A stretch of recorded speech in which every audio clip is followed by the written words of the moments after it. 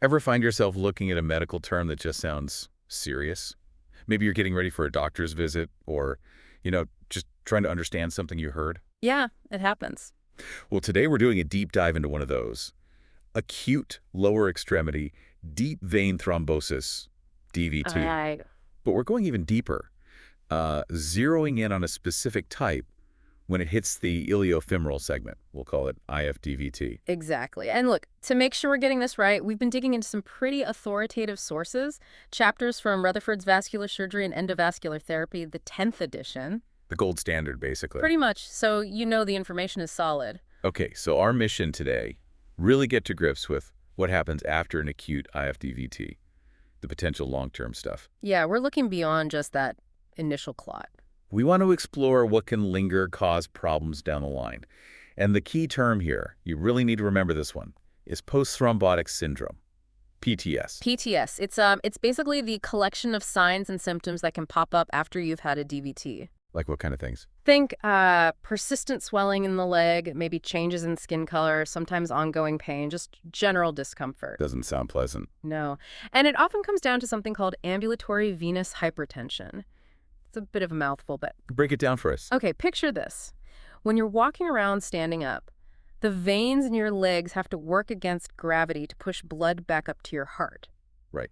Now, if a DVT damaged the valves inside those veins or left behind some blockage, that upward flow gets tricky. Hindered. Exactly. So the pressure builds up in those lower leg veins. That increased pressure, that's what causes the PTS symptoms, and it can really impact your quality of life. Okay, so why focus specifically on IFDVT, the ileofemoral segment? Well, it's not just any old leg clot, you know. When it happens there, in that ileofemoral area, that's the main outflow tract, the superhighway for blood leaving the leg. Ah, okay, so a blockage there is serious. Very serious. And the data backs this up. Studies show IFDVT is a strong predictor for developing severe PTS, especially if the only treatment is anticoagulation blood thinners. How strong? Well, one study found a hazard ratio of 2.23. Wow. So more than double the risk of severe long-term issues compared to other DVTs treated just with blood thinners. That's right.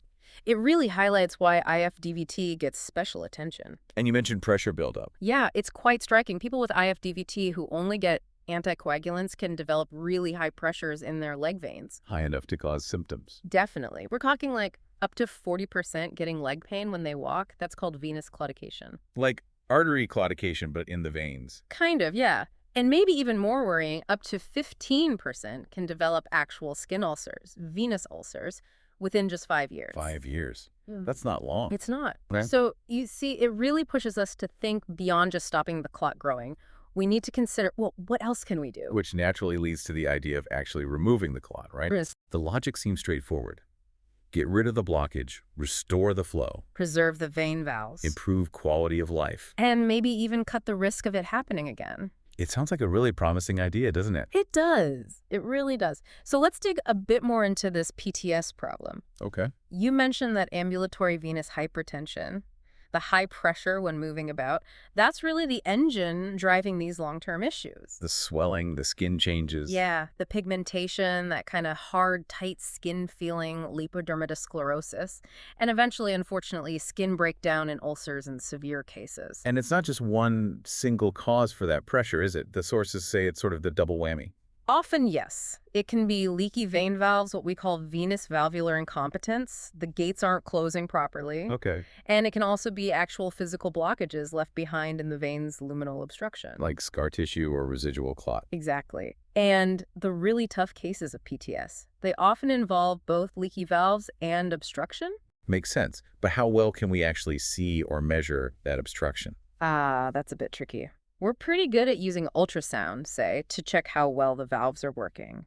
But quantifying how much a blockage is really impacting flow, that's harder. So imaging might look okay, but the function isn't. Sometimes, yeah. Even older techniques like ascending phlebography, injecting dye for an X-ray, or tests measuring maximum venous outflow might not pick up significant obstruction. Like that highway analogy you used earlier. Map looks clear, but there's a massive traffic jam. Exactly. It's about the flow dynamics. And the sources had that example, didn't they? The femoral vein removed during surgery. Oh, yeah, that's a great illustration. The imaging beforehand looked, reasonably okay, but when they actually examined the removed vein, What did they find? it was riddled with these tiny, twisty channels, recanalization channels, clear evidence of a chronic underlying obstruction that the standard scans hadn't fully shown. Wow, so the plumbing wasn't really clear at all. Not really.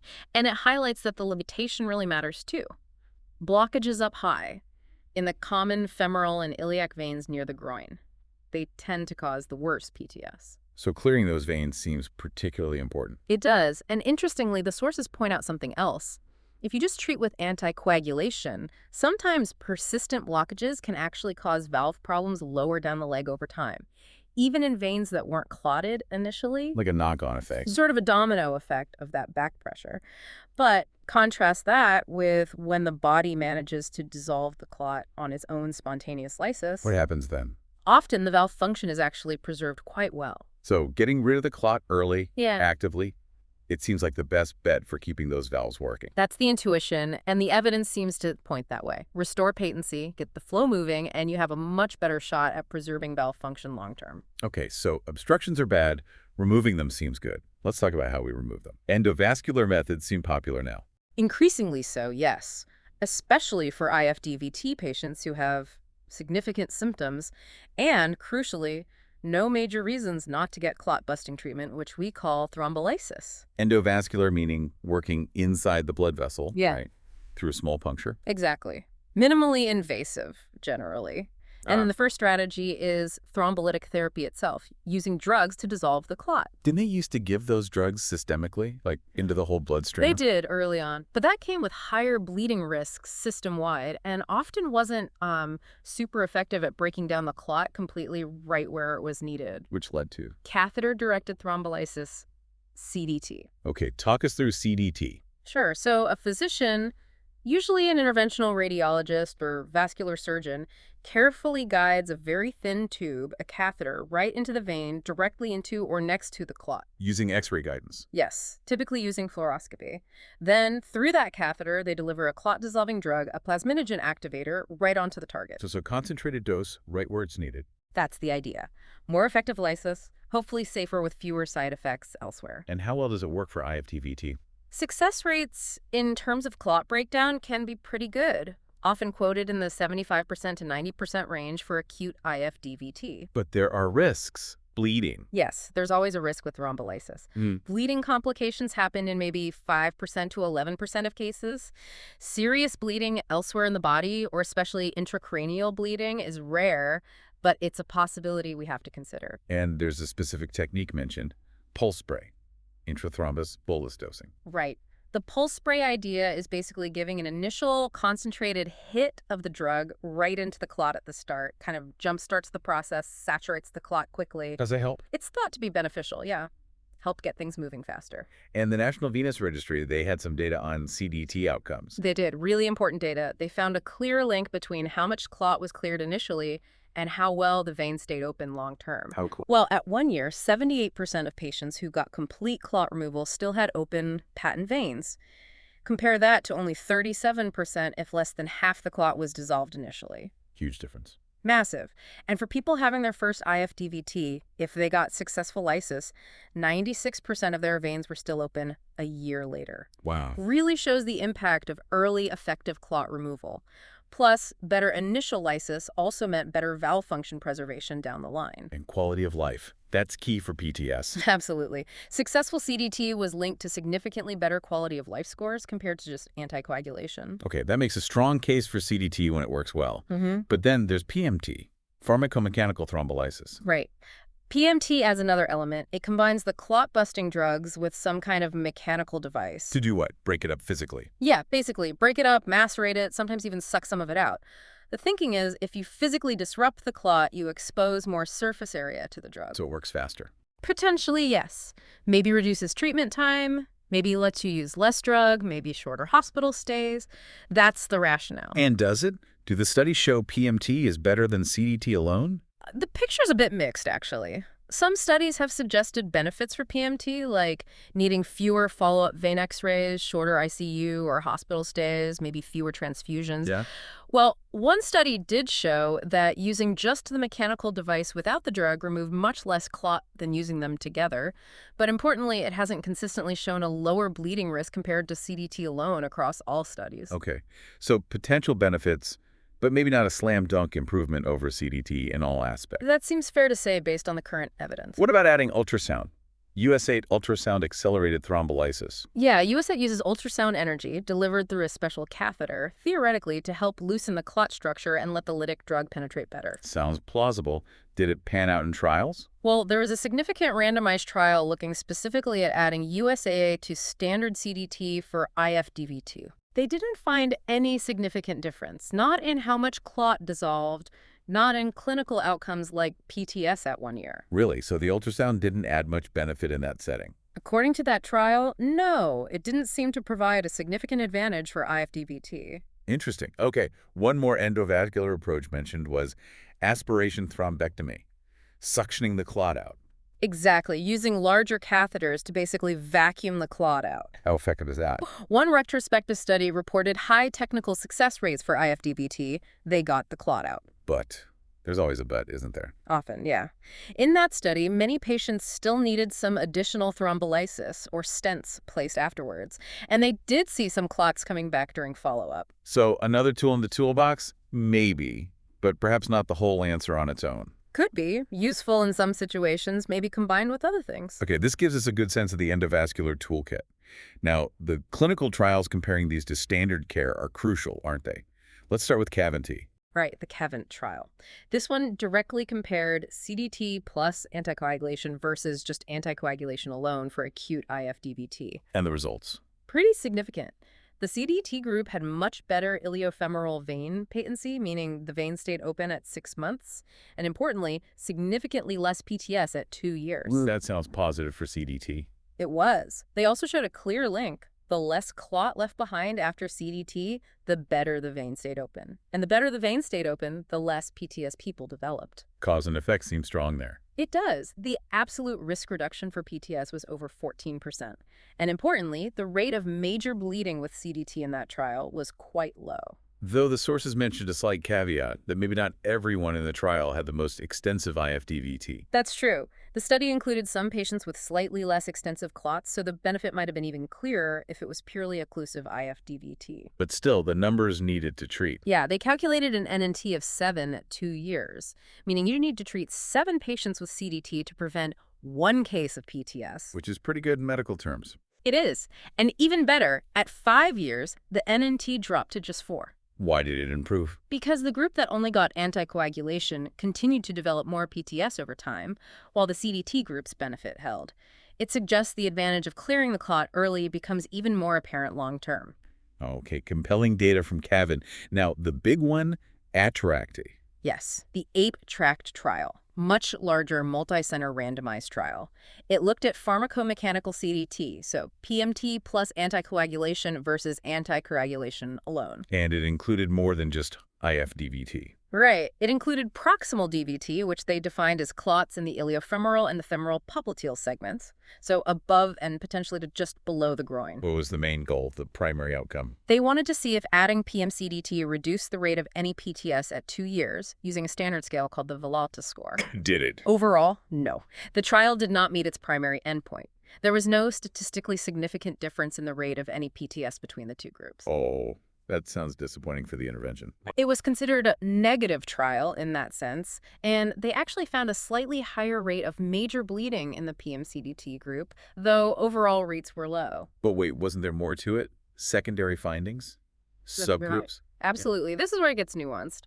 While it didn't reduce any PTS overall, a key secondary finding was that PMCDT did significantly reduce the rate of moderate to severe PTS. Ah, so it reduced the bad cases. Exactly. Fewer people developed the more debilitating forms of PTS.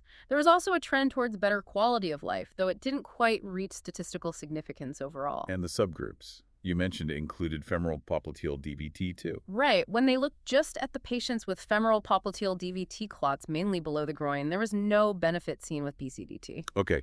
But what about the IFDVT subgroup, the ones we're focusing on?